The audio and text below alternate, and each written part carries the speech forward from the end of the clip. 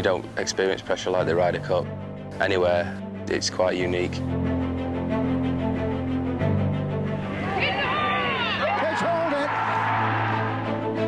It's an opportunity for us here in the United States to represent our country. That's an honor. Something you've been proud to be a part of. Brilliant, quite brilliant. It was one of those moments I'll never forget, that's for sure. There's nothing like playing in Ryder Cup.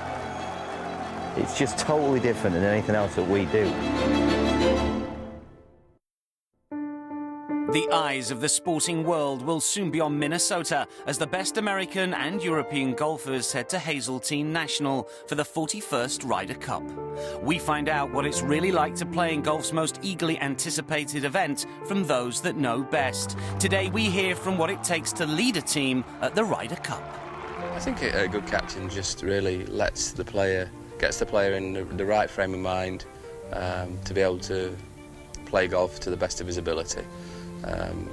We tend to try and do that week in, week out as individuals, but when you're sort of thrown into a Ryder Cup environment, it's a little bit different. The rookies don't know what to expect, and you've got to manage egos in the team room of individuals when they're all brought together as a team. So, you know, all those different types of things, getting the pairings right, keeping everybody happy and wanting to go out there and play their best.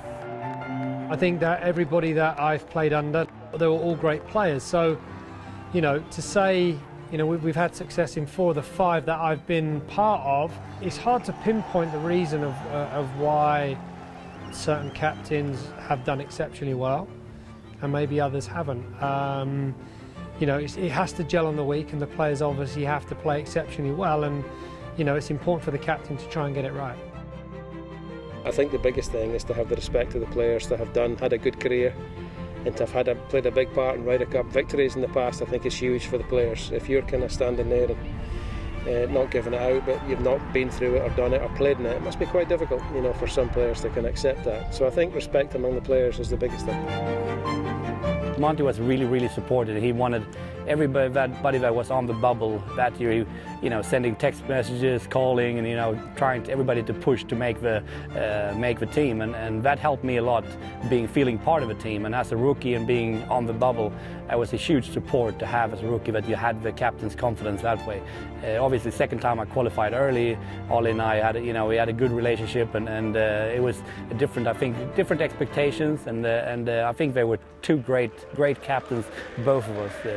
Both with a lot of energy, which is, I think, key to when you have a captain of a team. You have to bring the energy in, and Ollie obviously being with Sevi and having his own, it's a lot of fire and a lot of emotion. And Monty has the same thing, you know, just being able to round up the groups in the team room and get us ready. Hands down the best captaincy I've seen. He was unbelievable for the week. He was so prepared, he knew the players so well, and, you know, I've been close to Paul for so many years, and we had some good conversations leading into Gleneagles, but it was very clear that he'd studied every player. He knew what made every player work, and what he did great was every player had a role to play, and he made every person aware that they had a role to play. And it might have been playing 3 games, it might have been playing 5 games, whatever it was, but everybody was aware what they had to do. He was very emotional. He told us that he would happily change his 2 green jackets to be able to be on that first tee again and represent Europe. So when you've got somebody with somebody that tells you something like that, you're like, whoa, it's pretty heavy. So he was very emotional. I grew up a special relationship leading up to the Ryder Cup, at the Ryder Cup, and after the Ryder Cup. So he's probably one of the, I mean, I guess in all these captains, he would probably have to be the most emotional one.